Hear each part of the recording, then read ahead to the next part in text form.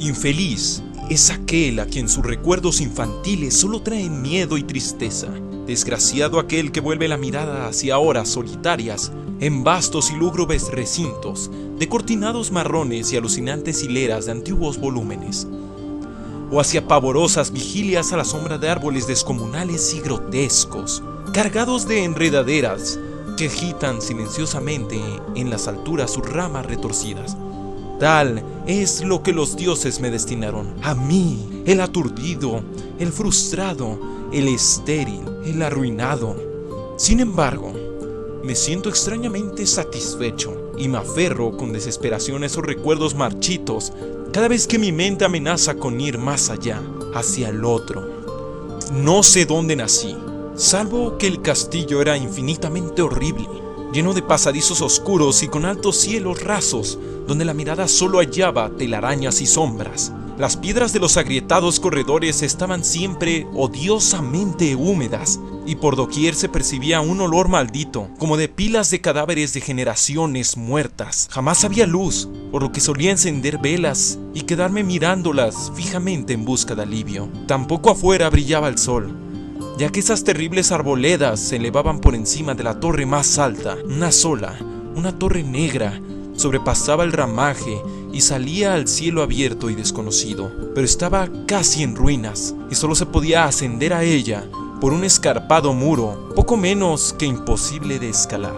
Debo haber vivido años en ese lugar, pero no puedo medir el tiempo. Seres vivos debieron haber atendido mis necesidades. Sin embargo, no puedo rememorar a persona alguna excepto yo mismo, ni ninguna cosa viviente salvo ratas, murciélagos y arañas, silenciosos todos. Supongo que quien quiera que me haya cuidado debió haber sido asombrosamente viejo, puesto que mi primera representación mental de una persona viva fue la de algo semejante a mí, pero retorcido, marchito y deteriorado como el castillo. Para mí no tenían nada de grotescos los huesos y los esqueletos esparcidos por las criptas de piedras cavadas en las profundidades de los cimientos. En mi fantasía asociaba esas cosas con los hechos cotidianos y los hallaba más reales que las figuras en colores de seres vivos que veía en muchos libros mohosos. En esos libros aprendí todo lo que sé. Maestro alguno me urgió o me guió.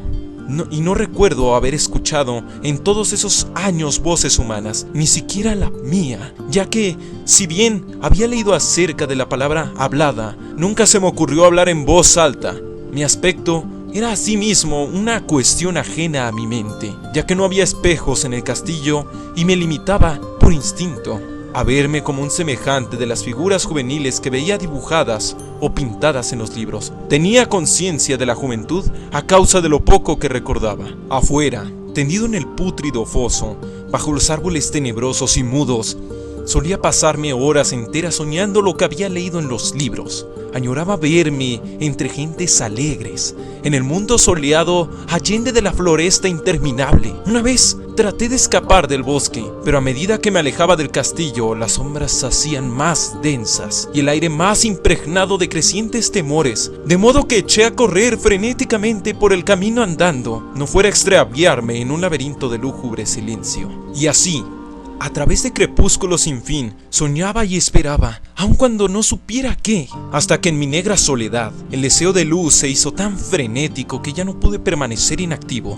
y mis manos suplicantes se elevaron hacia esa única torre en ruinas que por encima de la arboleda se hundía en el cielo exterior e ignoto, y por fin resolví escalar la torre, aunque me cayera, ya que mejor era vislumbrar un instante el cielo y perecer, que vivir sin haber contemplado jamás el día. A la húmeda luz crepuscular subí los vetustos peldaños de piedra hasta llegar al nivel donde se interrumpían, y de allí en adelante, trepando por pequeños entrantes donde apenas cabía un pie, seguí mi peligrosa ascensión.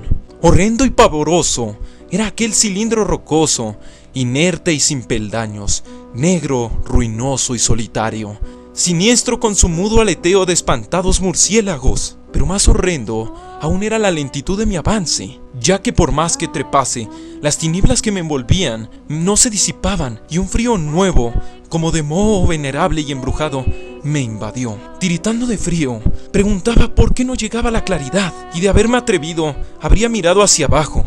Se me antojó que la noche había caído de pronto sobre mí, y en vano tanteé, con la mano libre en búsqueda del antepecho de alguna ventana, por la cual espiar hacia afuera y arriba y calcular a qué altura me encontraba. De pronto, al cabo de una interminable y espantosa ascensión a ciegas por aquel precipicio cóncavo y desesperado, sentí que la cabeza tocaba algo sólido. Supe entonces que debía haber ganado la terraza, o cuando menos alguna clase de piso. Alcé la mano libre y en la oscuridad palpé un obstáculo, descubriendo que era de piedra e inamovible. Luego vino un mortal rodeo a la torre, aferrándome de cualquier soporte que su viscosa pared pudiera ofrecer, hasta que finalmente mi mano, tanteando siempre, halló un punto donde la valla cedía y reanudé la marcha hacia arriba, empujando la losa o puerta con la cabeza, ya que utilizaba ambas manos en mi cauteloso avance. Arriba no apareció luz alguna, y a medida que mis manos iban más y más alto, supe que por el momento mi ascensión había terminado, ya que la puerta daba a una abertura que conducía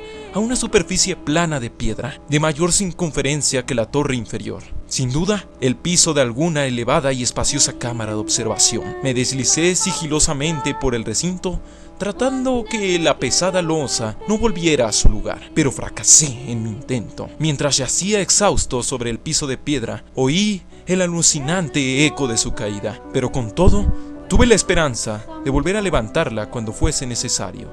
Creyéndome ya a una altura prodigiosa, muy por encima de las odiadas ramas del bosque, me incorporé fatigosamente y tanteé la pared en busca de alguna ventana que me permitiese mirar por primera vez el cielo y esa luna y esas estrellas sobre las que había leído tanto. Pero ambas manos me decepcionaron, ya que todo cuanto hallé fueron amplias estanterías de mármol, cubiertas de aborrecibles cajas oblongas de inquietante dimensión. Más reflexionaba y más me preguntaba qué extraños secretos podía albergar aquel alto recinto construido a tal inmensa distancia del castillo subyacente. De pronto, mis manos tropezaron inesperadamente con el marco de una puerta, de la cual colgaba una plancha de piedra de superficie rugosa a causa de las extrañas incisiones que la cubrían. La puerta estaba cerrada, pero haciendo un supremo esfuerzo, superé todos los obstáculos y la abrí hacia adentro. Hecho esto, me invadió el éxtasis más puro jamás conocido. A través de una ornamentada verja de hierro y en el extremo de una corta escalinata de piedra que ascendía desde la puerta recién descubierta, brillando plácidamente en todo su esplendor, estaba la luna llena, a la que nunca había visto antes, salvo en sueños y en vagas visiones que no me atrevía a llamar recuerdos. Seguro ahora de que había alcanzado la cima del castillo, subí rápidamente los pocos peldaños que me separaban de la verja, pero en eso una nube tapó la luna haciéndome tropezar, y en la oscuridad tuve que avanzar con mayor lentitud. Estaba todavía muy oscuro cuando llegué a la verja, que hallé abierta tras un cuidadoso examen, pero que no quise trasponer por temor a precipitarme desde la increíble altura que había alcanzado. Luego volvió a salir la luna. De todos los impactos imaginables, ninguno tan demoníaco como el de lo insondable y grotescamente inconcebible. Nada de lo soportado antes podía compensarse al terror de lo que ahora estaba viendo, de las extraordinarias maravillas que el espectáculo implicaba. El panorama en sí era tan simple como asombroso, ya que consistía meramente en esto. En lugar de una impresionante perspectiva de copas de árboles vistas desde una altura imponente, se extendía a mi alrededor, al mismo nivel de la verja, nada menos que la tierra firme, separada en compartimentos diversos por medios de lajas de mármol y columnas, y sombreada por una antigua iglesia de piedra cuyo devastado capitel brillaba fantasmagóricamente a la luz de la luna. Medio inconsciente, abrí la verja y avancé bamboleándome por la senda de grava blanca que se extendía en dos direcciones. Por aturdida y caótica que estuviera mi mente, persistía en ella, en ese frenético anhelo de luz. Ni siquiera el pasmoso descubrimiento de momentos antes podía detenerme. No sabía, ni me importaba, si mi experiencia era la locura, enajenación o la magia, pero estaba resuelto a ir en pos de la luminosidad y alegría a toda costa. No sabía quién o qué era yo, ni cuáles podían ser mis ámbitos y mis circunstancias. Sin embargo, a medida que proseguía mi tambaleante marcha, se insinuaba en mí una especie de tímido recuerdo latente que hacía mi avance no del todo fortuito, sin rumbo fijo por campo abierto. Unas veces sin perder de vista el camino, otras abandonándolo para internarme, lleno de curiosidad, por praderas en las que solo alguna ruina ocasional revelaba la presencia, en tiempos remotos, de una senda olvidada. En un momento dado tuve que cruzar a nado un rápido río cuyos restos de mampostería agrietada y mohosa hablaban de un puente mucho tiempo atrás desaparecido. Habían transcurrido más de 2 horas cuando llegué a lo que aparentemente era mi meta.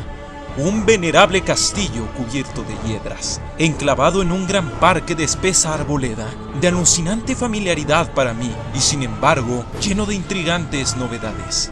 Vi que el foso había sido rellenado y que varias de las torres que yo bien conocía estaban demolidas, al mismo tiempo que se erguían nuevas salas que confundían al espectador. Pero lo que observé con el máximo interés y deleite fueron las ventanas abiertas, inundadas de esplendorosa claridad y que enviaban al exterior ecos de la más alegre de las francachelas. Adelantándome hacia una de ellas, miré al interior y vi un grupo de personas extrañamente vestidas que departían entre sí con gran jarana. Como jamás había oído la voz humana, apenas se podía adivinar vagamente lo que decían. Algunas caras tenían expresiones que despertaban en mí remotísimos recuerdos, otras me eran absolutamente ajenas. Salté por la ventana y me introduje en la habitación, brillantemente iluminada, a la vez que mi mente saltaba del único instante de esperanza al más negro de los desalientos. La pesadilla no tardó en venir, ya que, no bien entré, se produjo una de las más aterradoras reacciones que hubiera podido concebir.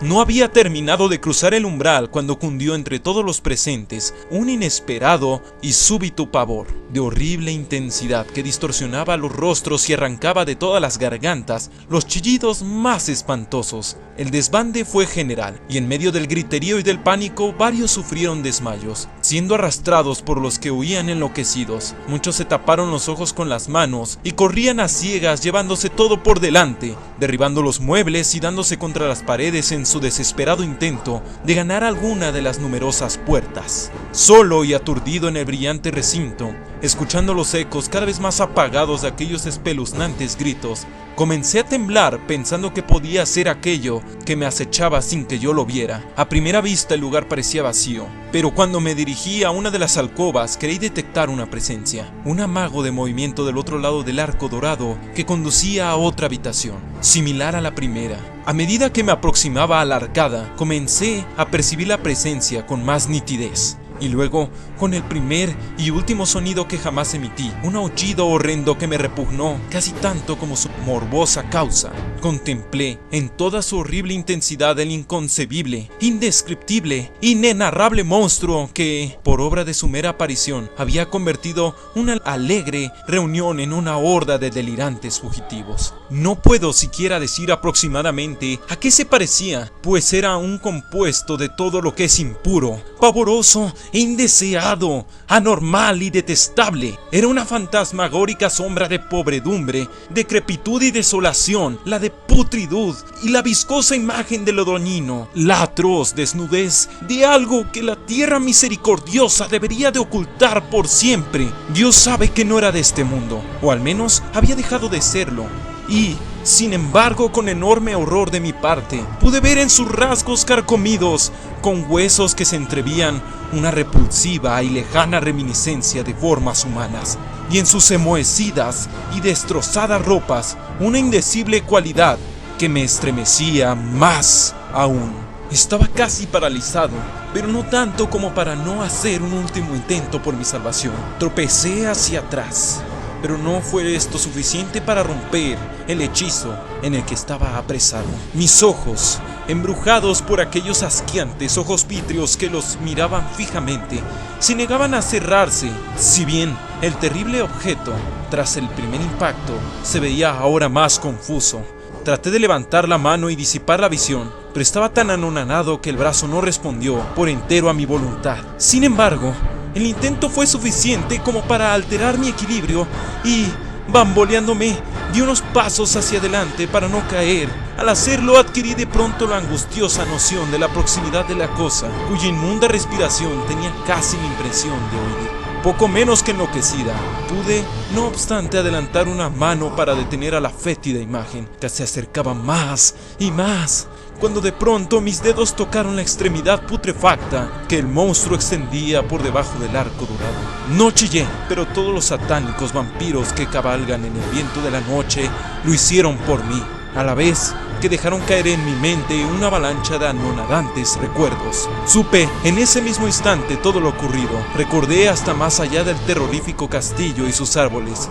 Reconocí el edificio en el cual me hallaba. Reconocí lo más terrible, la impía abominación que se erguía ante mí, mirándome de soslayo, mientras apartaba de los suyos mis dedos manchados. Pero en el cosmos existe el bálsamo además de la amargura, y ese bálsamo es el olvido. En el supremo horror de ese instante, olvidé lo que me había espantado, y el estallido del recuerdo se desvaneció en un caos de reiteradas imágenes. Como entre sueños, salí de aquel edificio fantasmal y execrado, y eché a correr rauda y silenciosamente a la luz de la luna. Cuando retorné al mausoleo de mármol y descendí los peldaños, encontré que no podía mover la trampa de piedra, pero no lo lamenté, ya que había llegado a odiar el viejo castillo y sus árboles. Ahora cabalgo junto a los fantasmas, burlones y cordiales, al viento de la noche, y durante el día juego entre las catacumbas de Nefrecá, en el recóndito y desconocido valle de Hadot, a orillas del Nilo. Sé que la luz no es para mí, salvo la luz de la luna sobre las tumbas de roca de Neb, como tampoco es para mí la alegría, salvo las innominadas fiestas de Nictons bajo la gran pirámide. Y sin embargo, en mi nueva y salvaje libertad, agradezco casi la amargura de la alienación, pues aunque el olvido me ha dado la calma, no por eso ignoro que soy un extranjero, un extraño a este siglo y a todos los que aún son hombres. Esto es lo que supe desde que extendí mis dedos hacia esa cosa abominable surgida en aquel marco dorado, desde que extendí mis dedos y toqué la fría e inexorable superficie de un pulido espejo. I can leave my pain outside